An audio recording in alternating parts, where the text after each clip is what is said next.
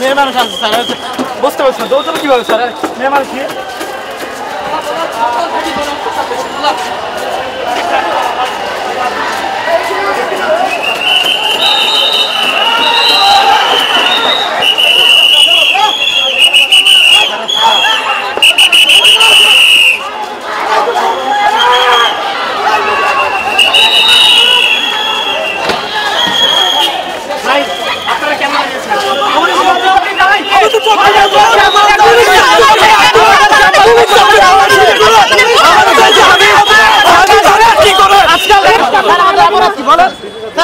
কি কথা বলি সামনে কথা বলি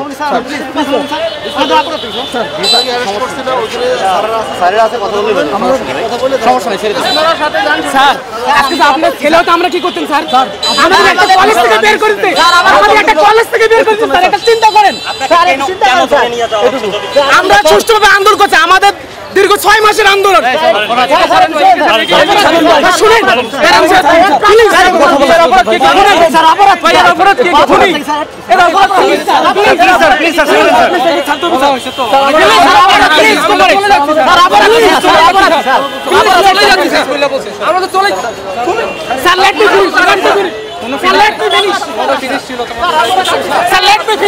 Let me finish. Please, sir, cooperate me.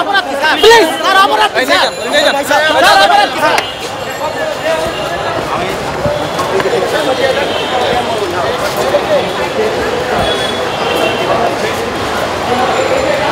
থেকে বস্ত্র অধিদপ্তরের আন্ডারে নিয়ে আসার যে প্রক্রিয়া ছিল সেটা সম্পূর্ণ হয়, কিন্তু এই যে রিসেন্ট আমাদের বস্ত্র অধিদপ্তরকে একটা বিবৃতি দেওয়া হয়, সেখানে বলা হয় যে আমাদের নরসিংদী টেক্সটাইল ইঞ্জিনিয়ারিং কলেজের কোর্স এখানে সমাপ্ত করে টাঙ্গাইল টেক্সটাইল ইঞ্জিনিয়ারিং কলেজে শিফট করা হবে। এটা আমরা কখনোই মানতে পারতেছি না, এটা আমাদের যৌক্তিক দাবি। এখন টেক্সটাইল হাব, এখন বাংলাদেশের 7 দিনের ভিতরে আমাদের ছাত্রত্ব বাতিলের হুমকি দিয়েছে আমাদের এই সচিব। আমাদের এই সচিবের আন্ডারে আমাদের ক্যাম্পাস সচিবের আন্ডারে অনুমোদিত হয়েছে, কিন্তু এখন আমাদের ক্যাম্পাস বন্ধ করে দিচ্ছে এই সচিবের নিজের দুর্নীতি টাকার জন্য আমাদের এই 300 স্টুডেন্টের জীবন নিয়ে খেলা করতেছে। একটা দুর্নীতিবাদ সচিব, রানিং রানিং যে সচিব আছে উনি আমাদের বস্ত্র সচিব, যিনি স্যার ইনি আমাদেরকে ধরে নিয়ে গেছে স্যার। আমাদের নরসিংদীর সর্বোচ্চ প্রশাসন আমাদের সচিব স্যারের সাথে আমাদের বসা হয়েছে, আমাদের তার শিক্ষা বোর্ড ইনস্টিটিউটের যে তাঁত বোর্ডের যে আপনার চেয়ারম্যান তাদের সাথে অসংখ্যবার বসা হয়েছে, সবার সাথে কথাবার্তা বলে এখন আমাদের ছাত্রত্ব বাতিল নিয়ে হুমকি দিচ্ছে।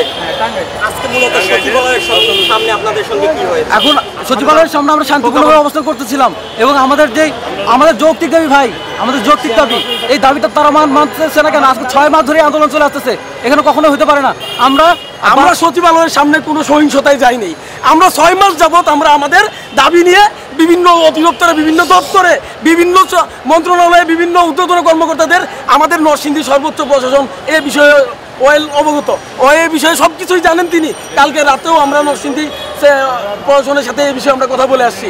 আমরা এখানে শান্তিপূর্ণ অবস্থান নিচ্ছি, আমাদের শুধু দাবিগুলো সচিবালয়ে আমাদের সচিব মহোদয়ের কাছে পুনরায় উত্থাপন করার জন্য, কিন্তু এখানে কি পুলিশ আমাদের উপর হামলা চালাচ্ছে, পুলিশ আমাদের উপর লাঠিচার্জ করলো, জল কামান ছুড়লো।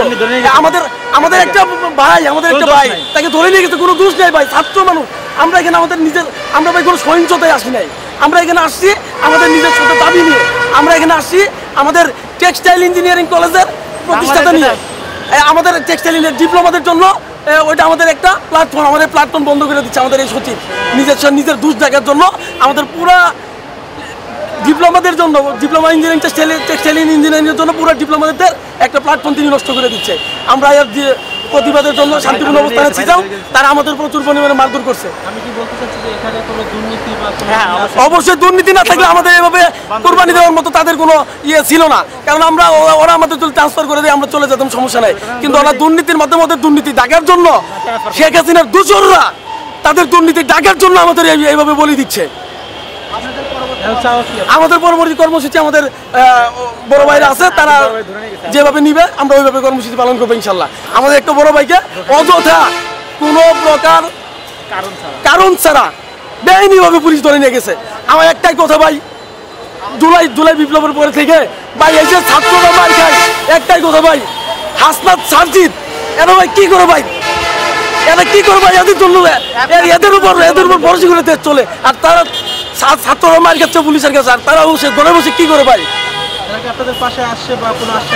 আমরা তাদের কাছে গেছিলাম ভাই, তাদের পর্যন্ত আমাদের কথা চলছে ভাই, কিন্তু তারা কি করে ছাত্ররা আজকে মার খায়। আমরা অযৌক্তিক কোনো দাবি নিয়ে আসছি নাই।